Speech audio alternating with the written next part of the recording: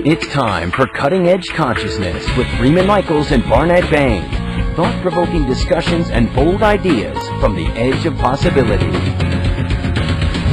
And welcome to Cutting Edge Consciousness. Freeman Michaels here. With Barnett Bain. It's great to be here. I've been away for a little bit of while, and it sure is nice to be back in studio. All kinds of crazy adventures. You were out fishing? I was in Alaska. Went fishing. Gone fishing. The actual gone fishing sign meant something this time. I'm not going to say that I have a whole lot of history doing that, but I did have an amazing time. That's awesome. In an extraordinarily beautiful part of the country. You look around Sitka, Alaska, and it's quite clear the land loves itself. The land loves itself. And I love the salmon. Yeah, you do. You got 100 pounds of salmon. Yeah, 100 pounds. That is a lot of. King salmon. That's $20 a pound. You got a little scratch there, buddy. I got a little black market thing going. You're making friends. Play your fish right. Yeah, that's right. So yes, up in Alaska, and then Whistler, British Columbia. Oh, you were with some of our friends at TLC. Fantastic. Yeah, TLC retreat up in Whistler. Saw a great number of our friends and friends of this program. Yeah, it's wonderful to hang out for a few always days. A good vibe up there in beauty, and lots going on. Yeah. And what's happening with you, my friend? Let's see. One of the things that's been up for me, we've been talking about this, is my competition piece. I've been meeting with my little competition shadow, reflected back to me and some folks lately, and some interactions. And it's sticky. It's a really easy one for me to trip over. Look, I want to own it. I see where it shows up. I love to wag my finger and make it about other people, but I realize I'm seeing reflected my own what are you seeing? Insidious competition pattern. I'm competing. I find myself competing often. So this stealth, or sometimes not so stealth. It's pretty blatant at this point for me. Well, okay, as long as you're doing confession, a Thursday morning confession, Friday morning confession. That's right. I will. I'll belly up. Pony up, man. Right. Okay. So this may well be an opportunity to recognize an energy, a frequency that has a tremendous force outside, out and about. It certainly has tremendous force in me, and maybe I'm only able to see it now outside because I so clearly see it and feel it in me. And so I appreciate you having the spine to bring this up. I'm not sure that I would have done it all by myself because I'm competitive. That's right. Well, then I'm competitive. I beat you to it. I don't want to look bad. Let you look bad. That's right. So, but this is a big deal. So there's this kind of there are these paradigms between competition, jealousy, and envy. This coming from this place that there is not enough, or that there may be enough, but I won't get mine. That's it. Or there's the one that's even more insidious is that I may get mine, but I don't want somebody else to. Yeah. So I am recognizing these very, very awkward, very uncomfortable storylines in me, and the alternative to it, there's a whole nother paradigm rather than competing and comparing. Is one of collaborating and co-creating. And cooperating. Or cooperating and co-creating is absolutely. Is a powerful one. Maybe co-creating more so than collaborating. Yeah. So as we look at this systemic, because I think it's systemic, I mean, at least in my experience, it's showing up all over the place, systemic patterns of competition. Maybe it's only because you're hip to it. Look, you've got the any way you slice it, on to see any way you slice it, it comes up peanuts. It's showing up in my experience. Yeah. It might be of service to sort of navigate where this came from, have some sense of, when this got instilled in my experience vis-a-vis the collective. And to that end, I think it would be appropriate to bring on our guest today. Wow, that was a skillful segue. I had you. no idea you were going to go there with that one. Years of professional training. Yeah, you'd never know. Yeah. Well, that's a pretty good idea. So why don't we do that? You want to jump in, or you want me to jump in? No, you do it. Well, I'm thrilled to introduce our guest. We have with us today Gregg Braden.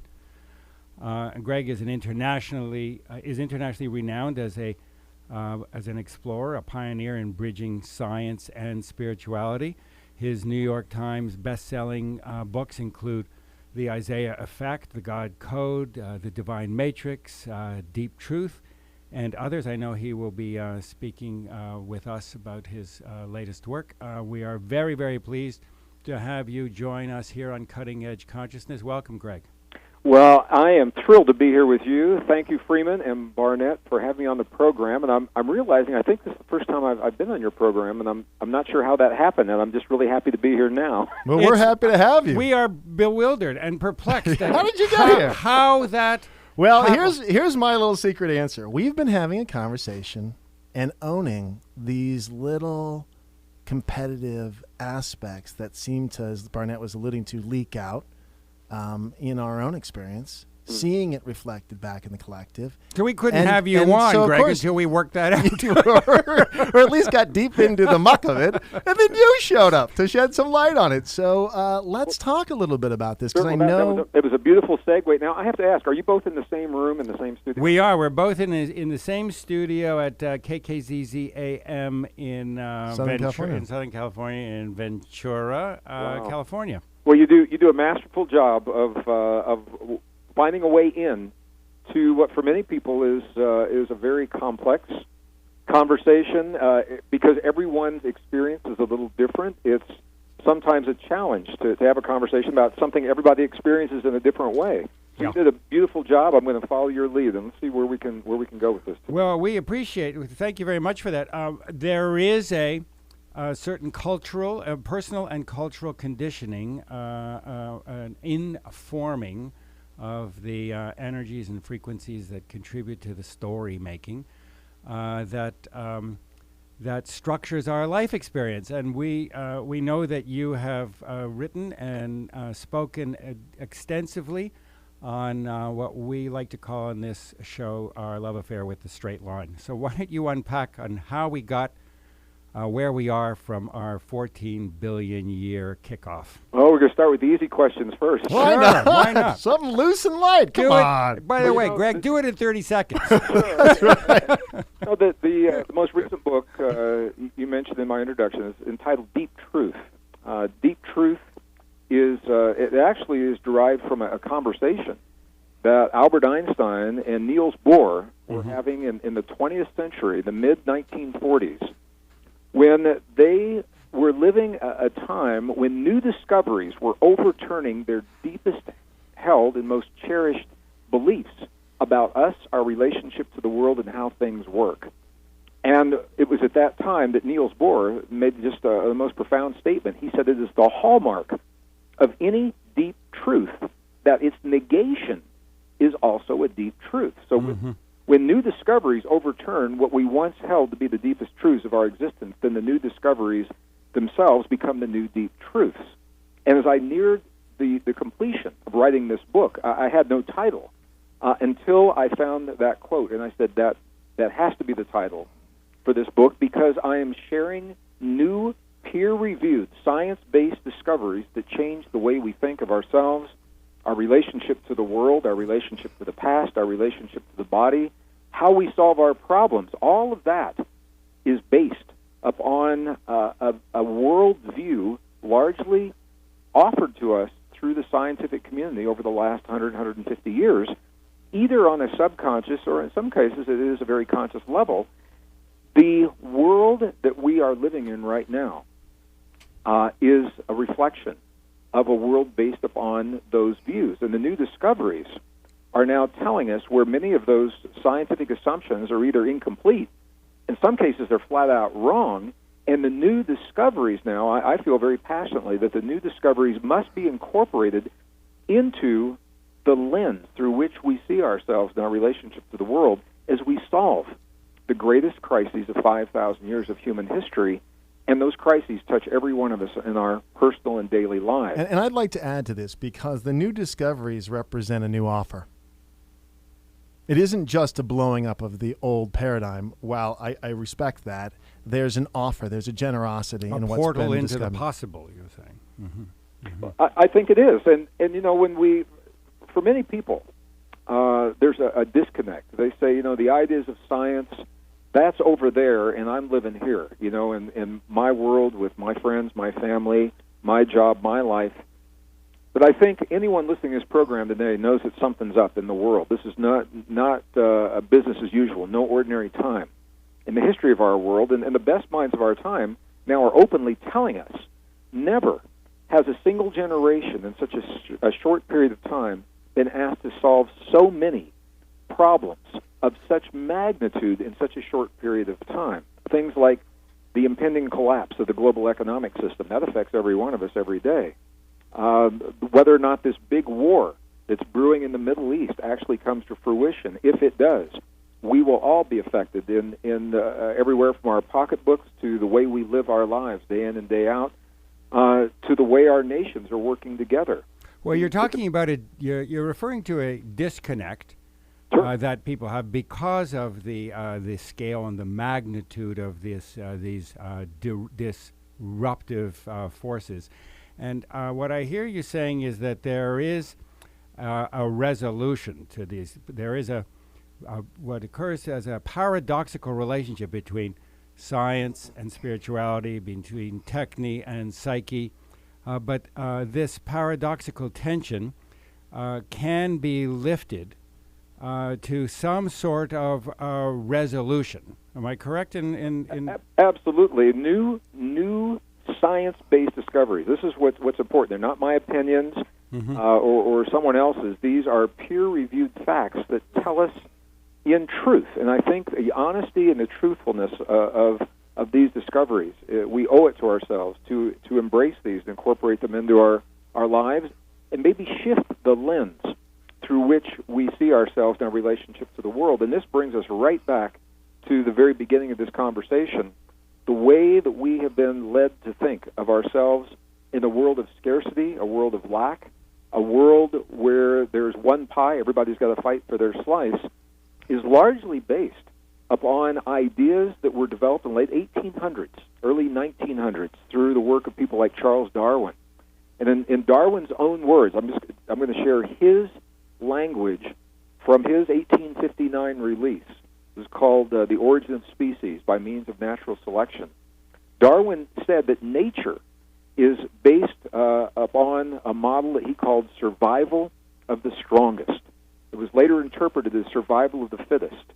That idea is such a dangerous way of thinking, and it is so deeply entrenched into everything from our corporations to the global economic system to the way we have led our young people to believe that they achieve in schools and on the playing field, and the way we're solving the big problems today. And the problem with this way of thinking is that the best science of our time is now telling us that nature is based upon a model of mutual aid and cooperation. When we see violent competition, that's the aberration. That is in response to specific conditions. Because we see so much of it in our world, it means we are living in a world that is an aberration of the truest model of nature. And on some level, you got two guys here raising their hand, Greg. Two guys saying, and I'm sure if you thought about it, you'd have your hand up too, because I know that this obviously seeps into your experience in large measure because you stumbled upon this stuff, and you wouldn't have if you weren't aware of how it was creeping into your own life. The question, I was trained as a scientist, and when I see so you were writing computer code, am I correct? I was a senior computer systems designer for Martin Marietta Defense Systems in the last years of the Cold War, and left to become the first technical operations manager at Cisco Systems in 1991. So my training taught me when I see things in the world that make no sense, it means I probably don't have all the information. And what I see happening in the world, and I have over the last 2 decades, makes very, very little sense. And what it means is that when we have all the facts, I think the choices for how to solve our problems become obvious, that led me on a search. Where do we get the lens through which we think of ourselves? Who taught us how to see ourselves in relationship to the world? Who taught us it's a dog-eat-dog world, and where did that come from? Well, we understand that we have whether our listeners are tuned in to the specifics of the cultural conditioning that has led us down this path. If they are not, they can absolutely follow up by referring to Gregg's books, and we'll come back to them later, and they'll be available on our website. Be that as it may, we have proceeded down a particular entropic course, and we are at a place now where there is an entirely new set of responses to the challenges, to the offers of being alive and vital. And some of the tools that we are referring to have to do with an entirely different sense of what a relationship to causation. You and I both are dear friends of HeartMath and Howard and Doc, et cetera, et cetera. They do amazing work to do with frequency and resonance and heart coherence. But this idea of resonance causations, of underlying frequency as being causal, I know that you have given a lot of attention to this, and we want to invite your thoughts. After the break. Sorry about that. I'm so sorry. I'm watching the time. After the break. We want to cue you up. All right, that's what we're doing. We want to cue you up, Gregg, to run for the gold on this. We know you have a lot to share about what the new tools, the new responses, the new dance floor that we are all going to either foxtrot out on, or we're going to perish on the old one. And we will absolutely come to that after these messages. Stay with us. We'll be right back. Welcome back to Cutting Edge Consciousness. This is Barnett Bain with my co-host Freeman Michaels. We have as our special guest Gregg Braden. We were teeing up Gregg for a conversation, and I would like you to reiterate. Well, that. What I heard you saying, Barnett, is we can track the trail, as it were, to how we got here, and with our common sense, we can kind of see the course. But the question I think you were asking is, it's going to be uncommon senses. It's going to be developing some new modulators and new ways of viewing our world, as it were, to get us beyond what we've created so far into a brave new world. And I know of no one better equipped to address that than you, Gregg. Well, thank you for no pressure, my friend. Thank you for your optimism and what I'm about to say. The truth is, the fact is, that the world has changed, and no one has really come out and told us that. There's no headlines in CNN and the New York Times that the world of the past no longer exists. And for many people, the changes and the struggle that they're seeing, witnessing, and experiencing in the world today, they see it as a little speed bump in the road of life, and they're waiting for us to get on the other side of the speed bump. They're clinging to an idea of getting back to a world that no longer exists. And because of that, they're applying methods and technologies of dealing with the problems that we've used in the past, but they are applying those methods to a world where they no longer work. That's the reason why we know the economic system is collapsing. We keep throwing the same answers at it, and it's not working. It's the reason that we're watching, the world is watching a buildup to a major war in the Middle East. We're watching troops align, battleships in the Gulf. We know it's coming. And everything everybody's trying to do, they're saying we can't avert this war. We're thinking along the lines of the world of the past. So we no longer live in isolated countries or economies or technologies or energy defense. That means, for us personally, that the world we've known is gone. The way we've thought about money, jobs, careers, spirituality, religion, medicine, health, all that's changed. So as we begin to embrace the fact that what we have done in the past, if we can see it less as a mistake and more as a learning curve, that brought us to where we are now, recognize the conditions have changed. My experience, once again, is that I think when the facts are clear, the choices become obvious. And when people understand that we actually live in a world based on what's called mutual aid and cooperation, there's a sigh of relief because we are inherently cooperative beings. So what do we do? Where do we go from here? And I want to say just a couple of words about competition. Yeah. Because I heard you all having the conversation, and during the break we actually talked about it a little bit. It means different things to different people. There are two forms of competition. One is called violent competition, where an individual or a group exploits the weaknesses of another for personal gain.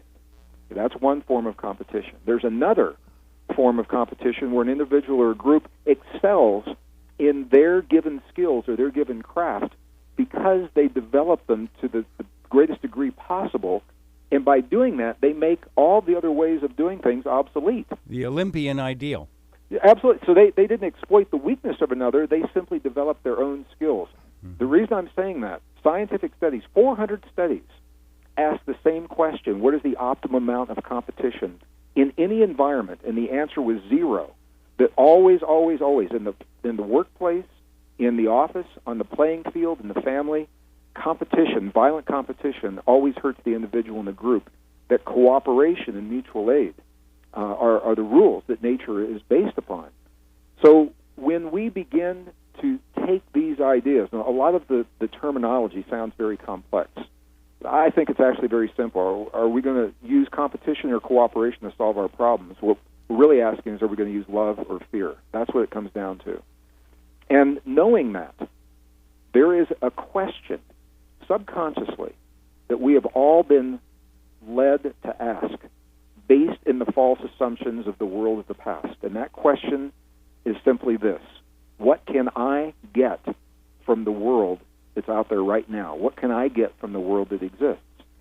The new discovery. This is the question that is the driving current of the survival of the strongest paradigm. Precisely, survival of the strongest. Yeah. If we what am I going to get? Yeah, for all of us, individuals and collectively, that's why we're watching the buildup of a war. That's why we're watching the collapse of a global economic system. It's about much more than money. It's about the way people work together and share the things that they need every day of their lives for themselves and their families. And the suffering, the potential suffering that's in the wings if we don't get this figured out. So if we can shift, people say, okay, Greg, these sound like big problems. We're trying to solve them in 3 to 5 minutes. What can we do? If we can make, as individuals, based upon the facts, when the facts are clear, the choices are obvious, if based upon the new discoveries, if we can shift that question away from what can I get from the world that exists, if we can shift that to the new question, what can I give to the world that's emerging? Yeah. That subtle shift opens the door to so many possibilities on a personal level, new careers, new jobs, doing things and contributing in ways that we were never even trained to do. We don't have to do what our degree is telling us or necessarily where the most money is. So let's drill into that for 1 second. The leap, the step across the Chapel's Perilous between where can I get to, what can I give, what can I reaffirm, to what can I learn. What is in it, in the mystical nature of that great paradigmic shift?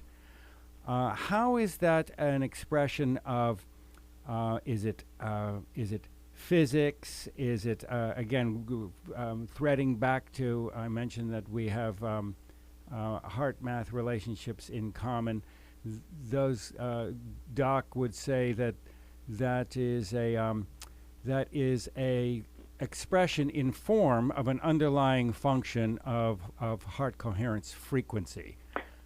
He would say that, and it would sound very complex. It would, but that's why we have you here on the show to unpack that and put it into English.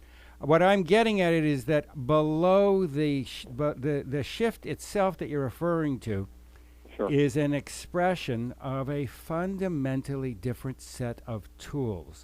Tools that are based and reflect a shift in the way of thinking. We already have the solutions. Well, it's a way of being, is it not, Greg? It's less thinking. And I even want to throw another little wrench into this. We talk about paradox a lot, and we move towards paradox on this show versus moving away from it. We're not trying to tie everything too tightly. And even as we started the second segment here, I was saying about the new trail versus tracking back to the old trail, recognizing the old trail is insufficient. But really, if we're talking about this, your book is entitled Deep Truth, but I would say this is almost deeper truth in the sense that the mystical traditions offered solutions. They offered options. I'm not saying they're all sufficient. Now there's an extension of it moving forward that's a new iteration, a new version of these same principles. But we're talking about deeper truths. We're talking about a deeper thread, a currency, a frequency of the human experience expressed as you forward. yourself say, the matrix itself Yeah. is compassion. I'm pretty sure I've heard that from you. Well, absolutely, and this is the paradox that I ran into as a scientist in the technical industries. Mm-hmm. I was told I had to make a choice: either choose the path of science or the path of spiritual traditions. The two are mutually incompatible. Mm-hmm. Meanwhile, I'm writing software for the MX Peacekeeper missile in the last years of the Cold War that had the power to destroy everything that we cherish on this planet. My question was, what if we don't make that choice? Mm-hmm. What if we rather marry these two great ways of knowing into a wisdom that's greater than any can be on its own? It's more than science. Science is good. It doesn't have all the answers. It's more than our indigenous and spiritual traditions. They're good, and they don't have all the answers. Mm-hmm. If we marry them together, the science tells us the nuts and bolts of how things work and about the frequencies. The spiritual traditions tell us how we apply them in our lives, and they've been practiced and honed in the techniques and the traditions for over 5,000 years. Mm-hmm. It all comes back to us recognizing we've already got the solutions for the problems. We've got all the food to feed all the people in the world, and we have the technology to create all the energy that we need for every man, woman, and household on this planet to heat, cool, and their homes and feed their families. Right now, it may not always be that way, but right now we have it. What stands between us and the ability to implement those things is the way we think of ourselves and the way we live the world based upon those thoughts, that thinking. So That's where the two very, very different dance floors, to use that idiom. One is, what am I going to get? And an entirely different dance floor that unpacks an entirely different set of possibilities. What can I give?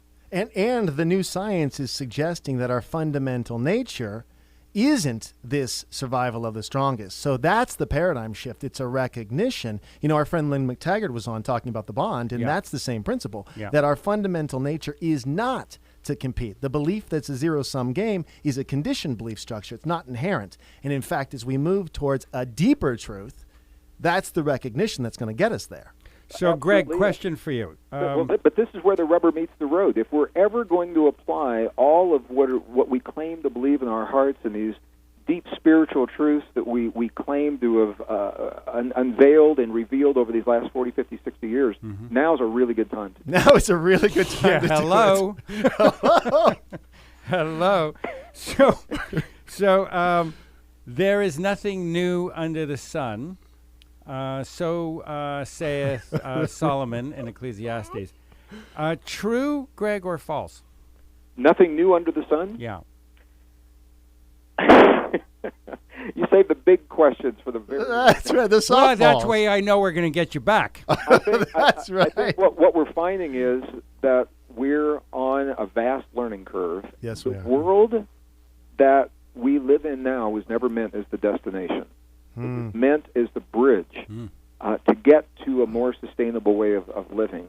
Our ancestors gave us very clear keys. The best science of our time is now coming full circle and validating the non-scientific principles of our ancestors, and now we must make a choice.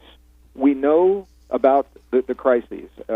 We know what the timeline looks like, and we know we have the solutions. The question is, are we willing to embrace the deepest truths of our existence and make that leap to what you're calling the next dance floor? And what's so interesting is in all the indigenous traditions I've visited throughout the world, whether it's the Tibetan Plateau or the Aboriginals in Australia or Africa or the Desert Southwest or India or wherever it is, Bolivia, Peru, all of them tell us we're living in a time of change. None of them can tell us how the change comes out, and their prophecies cannot tell us firmly. They say because we're writing the last chapter of this cycle of existence, we must choose. And that's making those choices right now. And that's so perfect because, our love affair with logic and reason, our what Barnett called the straight line, which is how he introduced this, is tapped out. It's topped out. There's not much more in that capacity. So the next phase must rely on, again, some uncommon senses. Love. And the mystery and inviting it in, perhaps. So, Gregg, you may you may have neither the interest or the inclination He's setting something big up. I can feel this one. Go ahead, Barnett. to go there, but I'm going to invite you, if you will, to share with our listeners how this threads down to you in a personal way.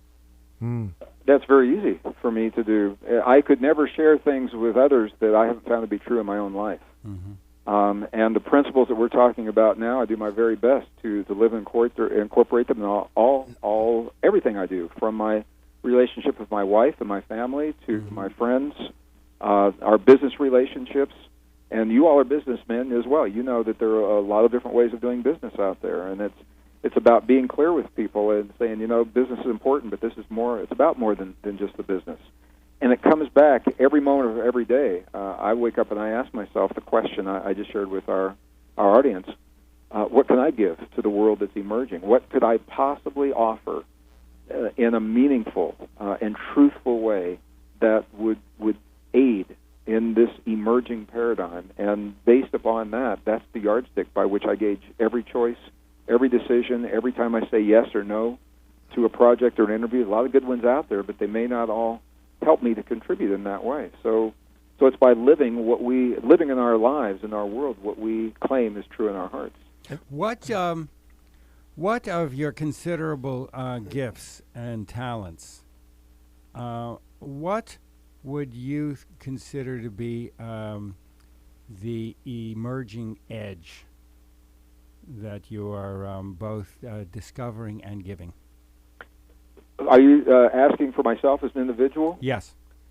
For myself as an individual, what I know is that the best I could do is share what I know to be true in this moment.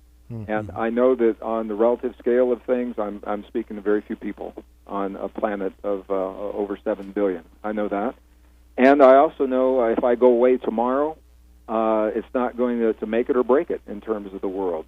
But what I know is this: once we claim a truth in our hearts, our minds, and our consciousness, it's no longer really ours. It's in the field. And whether the person that claims it stays in this world for 150 years or dies in 30 years is less, I think, important than the fact that they've anchored that truth. And once it's out there, everybody can latch onto it. And whether you're speaking to a few people or not, it's irrelevant. You're speaking to your people. Well, I'll give you a perfect example. I have friends in Southern California, artists, musicians, who go into the studio week after week, month after month with a song, and they hone that song, but they won't release it into the world because they say it's not quite perfect yet. So the world never gets to hear what they're doing. This actually happened with a friend of mine. I'm driving down the freeway with my friend. A song comes on the radio. It's his music with different lyrics. He says, "That's my song." I said, "It was your song, but you didn't share it with the world when you were prompted by the universe to share it. It's out in the field. Someone else picked it up and put their words to it." Oh, that's fantastic. So do you, this is fascinating, do you experience, do you feel that the field is beyond time and space, or does it exist within? The field is time and space. The field itself is time and space. I believe you cannot separate them, and I think that was the great contribution. So it is all time and all space. I believe that the field is the container for all of our experience, all possibilities, past and future. And it is also the mirror upon which we see the reflection of the choices that we make within that. So it is both a container and a mirror for our experience. So therefore, it is the container of all possibility. Absolutely. I believe that, and the best science of our time supports that. So all we have to do is choose. So we have to, as you say, we have to choose. That is both. Is that an individual choice, or is that a collective choice? Both. Well, think I the don't know ultimately if we are if we're both local and non-local in the field. I got it. I got you. I think our individual choices become the collective answer. That's right. For our time in history. But this is where it gets interesting, and you've spoke about Doc. Doc and I have had this conversation, and I have with spiritual leaders as well as scientists in the past. There was a time when there was a belief that a certain number of people, a percentage of a given population, would be required to think a certain way before that way showed up in the world. It was based on a linear number of people. Now, the best science of our time, including folks at Princeton University, are showing us it's less about the numbers of people and more about the quality of the experience that those individuals are having. It's less about linear and more about quantum. You know, I want to take this back to the very beginning of the conversation, because when we invite something into our consciousness, I said that I'm really aware of these patterns of competition, just to track back. Then I see it show up everywhere. And this is this way in which our world reflects back to us as individuals. And so in a very real sense, this empowers me to make choices in my life to change the world as I see it. Yeah. Hey, with that, I want to give folks your website before we let you go. I also want go ahead. I want to extract your commitment to come back while we have you on air in front of all kinds of people. We'd have a great time in the studio, wouldn't we? Yeah, we will. So, so we're going to we're extending that invitation. You have accepted it in front of our audience. We're going to hold you to it. I, Gregg Braden, have yes, that's right. There we go.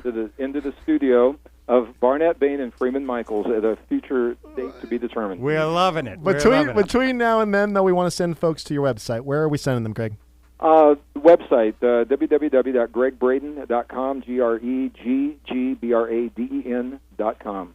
Okay. 2 G's means it's not a Gregory, so that's what that's all about. Got it. And for those of you who can't find that, it will be available on the Cutting Edge Consciousness website, and you can always stay tuned for the future date when Greg is coming back. For now, we want to thank you, Greg, and we want to invite the audience to stay tuned, because we'll be right back after these messages. Thank you, gentlemen, both. You're both gracious hosts. I appreciate it. And welcome back to Cutting Edge Consciousness. Freeman Michaels here with Barnett Bain. Just got done talking to Gregg Braden about all kinds of crazy stuff. I love that guy. Unbelievable. I love that he's coming back. Yeah, you pinned him to the wall there. I did. I actually, we roped him. We hogtied him. If this was a rodeo, rodeo, Barnett, the producer, knows how to get a deal done. We'd have him out him publicly. Well, you know what? You got a good guest, you got to book him. You got to book him. Oh, that was fantastic. Took us a while to get Greg. We extended a few invitations, and they come on, he's a busy guy. Yeah, well, we're glad to have him, and glad we could maximize the invitation. Yeah, we did. So look, I'm not done with the conversation. The personalizing as a place of power, as a position of power, versus projecting it out and making it about somebody else or the bigger thing, and trying to collect everyone to agree with our way of doing it, versus making fundamental change in our own lives and watching the ripple effect impact the world as we see it, perceive it, and experience it. That's a major Did he shift. say that? I said it. Oh, good. I think that was that's my wording. Mm-hmm. But if you ask me, did he say that? Yeah. Well, I heard him say that. He said it in as many words. He said he's talking very clearly about intention, the underlying intentions. Where are we coming from? He's looking to encourage us to ask the question, well, where am I coming from? Am I coming in it from moment to moment? Am I looking to the world for what I'm going to get from it, or what I'm going to give? And so what you are speaking to in this moment is how can I unfold myself that I can bring more of myself as a give to everything that I do. Give myself to a world that's unfolding. Yeah. Versus tracking back to everything the way it's been and saying that's how it should be, because the folks that are doing that are going to have a tough time going forward. And it's okay. It's not a better or worse thing. No threat, just an awareness. For me, it's an awareness. It's periscope up. Yep. And it's it's also, I'll be honest with you, it's also a gut check, because there's a part of me that likes to track back. You know this. We've talked about this for 2 years. So the idea that I'm willing to launch into the unknown, we were talking about this at lunch, about going into a space of mystery. You noticed you had the onions for lunch. Speaking of smelling the onions. Well, speaking of going into the unknown. Yeah. Well, I had them grilled. It was nice. But it is the idea of taking a little risk. I'm trying to tie together that idea with where I was going. Risk.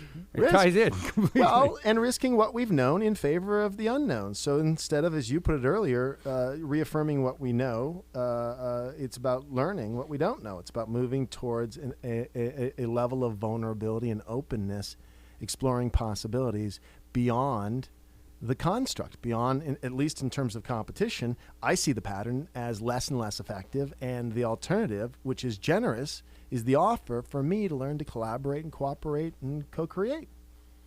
As we've said often on the program, these habituated responses are developmental. Mm-hmm. They're not necessarily bad or good. They are developmental, and they are more or less effective. And there was a time in my life when that kind of competition, the crush it model of competition, was sufficiently effective to get me from where I was to where I am, though with increasing difficulty, and not terribly effective anymore. I like how Gregg frames it, that there is another paradigm of competition that has to do with bringing your best so that you uplift yourself and inspire others to greatness. That kind of competition is very new. It's an exploration for me as well. I was really most drawn to where we got at the end of our conversation, no, I agree. when Gregg began to It's getting speak juicy. of the field. He said that the whole time-space construct is the field. Mm-hmm. It is a field anyway. It's the field in which we are playing for the most part, when we are in ordinary consciousness. And that in that field, all possibilities, because all ideas of time exist. Yep.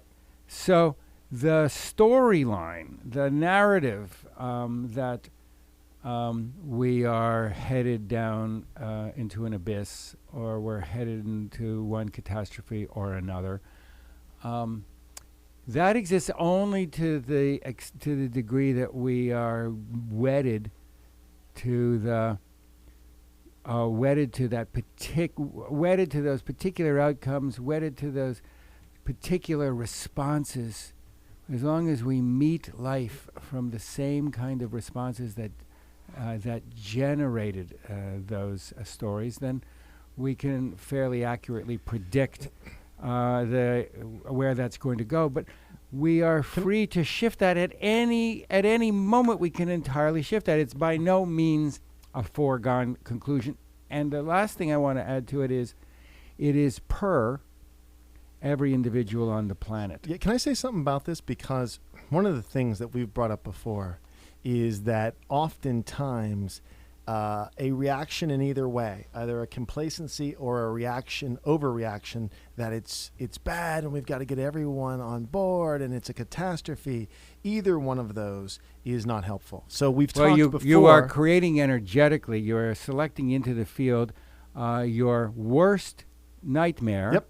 Or your highest dream. It's whatever is the lightning rod for your most intense expression of energy. Yeah. So if you're pushing back really hard on a shadow piece, then you're devoting a lot of energy to that struggle. This is a helpful conversation, and it's one of the conversations that I think the dingo conversation. It is the dingo conversation. You got to loop back. You got to bring our audience into the dingo conversation. Yeah. So that what do they call it? Caught Up in a Cause was the name of that show. You're like the Rain Man of Cutting Edge Consciousness. Who would have remembered that? I don't know. I write the titles. Feeding the beast is the language I have for that sort of way of saying, wow, there's this beast in the room. There's this beast in the room. Energetically, we're feeding it. Versus I'm the beast. And to the degree I can have compassion for myself, unwind my own fragments. This is where we started the whole darn show, is that I'm really seeing this competitive piece, how destructive it is, and it's showing up everywhere. It's time for me to respond to it. So, again, the propensity is to say, it's out there, see the world, it's so screwed up, as opposed to saying, my world, my experience is showing me the the imbalances and the disintegrated aspects. And my imperative is to integrate, because it's showing up in my experience. And to the degree I'm willing to own it, I can be effective. I want to add one additional thought to that. Again, we are working with the field. We're co-creators with the field. We bring into being, we bring into manifestation, or we become relational with what, as you say, what we are putting out. Yeah. So if I have a big fear story about,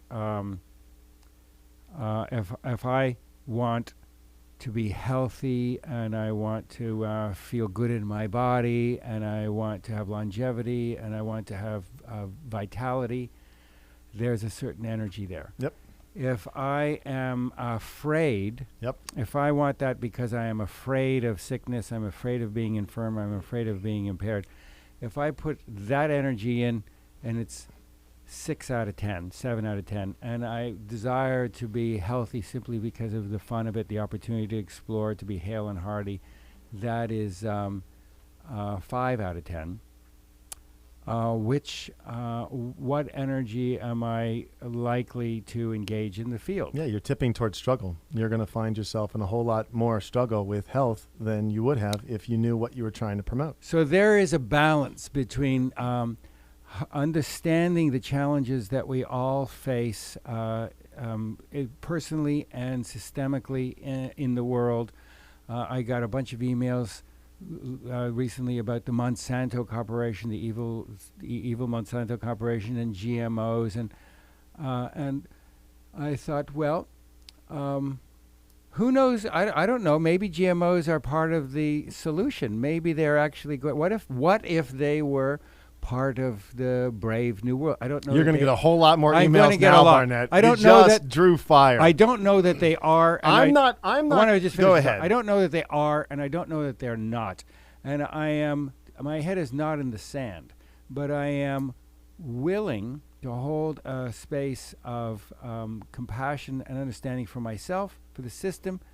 I am willing to not feed too much doom and gloom. Yes. I am willing. I support that. I am willing to feed my attention into that it will work out in the best possible way. I will take action along the way that is that feels in alignment, but I will not get too caught up out of acting out of a fear story. Yes. Because even if I am acting to save the whales or save my neighborhood, if it's out of fear, I am feeding a fear story. That's right. So we're not talking here, because I'm going to jump in here. We're not talking about a kind of complacency. We're not talking about we're still advocating activism, but out of a love and growth story, That's not right. as a That's reaction right. to not All as right, a reaction you just to saved bad yourself guys. at least a couple dozen emails. At least. Well, at least we're going to get some listener feedback.